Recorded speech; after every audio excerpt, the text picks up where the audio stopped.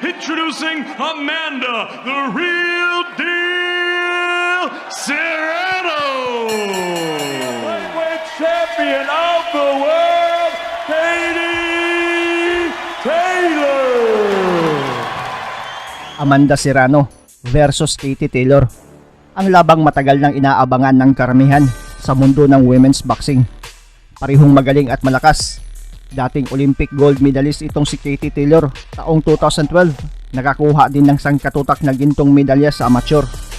Pumasok bilang professional taong 2016 at sa kasalukuyan, siya ang undisputed lightweight champion. Hawak-hawak ang 5 titulo, ang WBA, IBF, WBC, WBO at ang The Ring titles. Sa amateur career niya ay may impresibo siyang kartada na 175 wins, only 12 defeats. At sa professional ay may malinis siyang boxing record na 20 wins, 0 loss, 6 dito via knockout at current pound for pound ng The Ring. Habang itong si Amanda, the Real Deal Serrano, ay malupit din ang background dito. Binansagang ang babaeng version ni pambansang kamao Manny Pacquiao dahil siya lang ang nag-iisang babaeng boksidor sa kasaysayan na naging 7 Division World Boxing Champion. Napakaraming world titles ang nakuha niya sa boxing. Naging Female Boxer of the Year din siya ng 2 beses noong 2016 at 2018. Aside sa pagiging boxer, ay pinasok din ni Serrano ang pagiging mixed martial artist at isa din siyang professional wrestler. Sa kasalukuyan, ay may impresibong professional record itong si Serrano na 42 wins, only 1 defeat, 30 dito via knockout at number 3 pound for pound ng The Ring ngayon. Tubong Puerto Rico itong si Serrano. 33 ang edad at may height na 5'5". Habang tubong Ireland naman itong si Katie Taylor. 35 ang edad at 5'5 din. Sa laban nila ngayong linggo, nakataya ang 4 na titulo ni Katie Taylor. Undercard sila sa labang JC Vargas kontra Liam Smith. Dito na kaya mamantsahan ang malinis na kartada ni Katie Taylor? O matagumpay pa rin niyang mapanatili ang pagiging undisputed champion kontra kay Serrano? Sabay nating tignan ang ilan sa mga highlights ng kani-kanilang mga laban.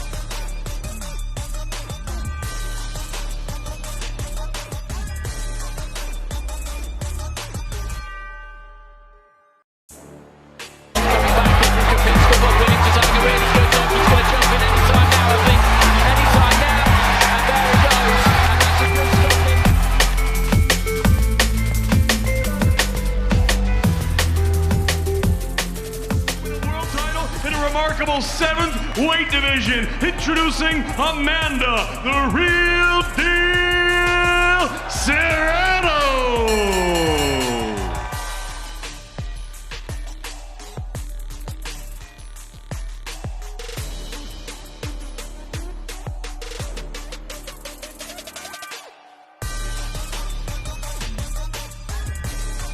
That's something that really comes with experience. And in the last fight, it wasn't televised here, but Otha Jones Jr., an excellent up-and-comer. A flurry here from Serrano.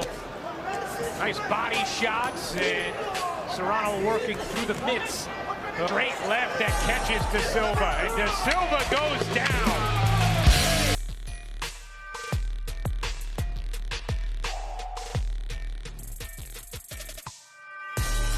As his father Lindolfo said, we faced bigger punches before, we're not scared. But Serrano's trainer said, Boxing and moving beautifully. The distance, nice stiff jab, great head movement.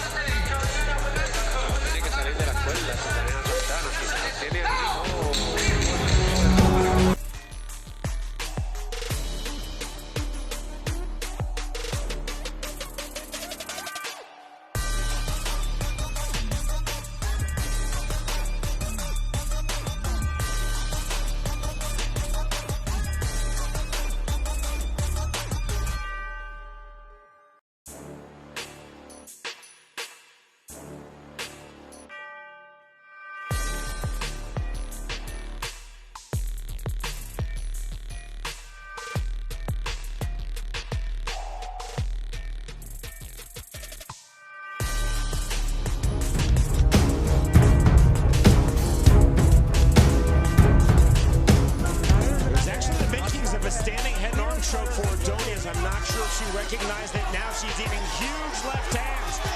Rear naked choke. Standing rear naked choke attempt now. Looking for the submission finish. Nicely done by Martin Time does the top. And there is the Huwag kalimutang i-like ang ating video at pakipindot na rin ang subscribe button kung ikaw ay bago para umabot na tayo sa 200,000 dito sa munting tahanan ko. Maraming salamat sa panonood at suporta mga pre. As always, amping permi.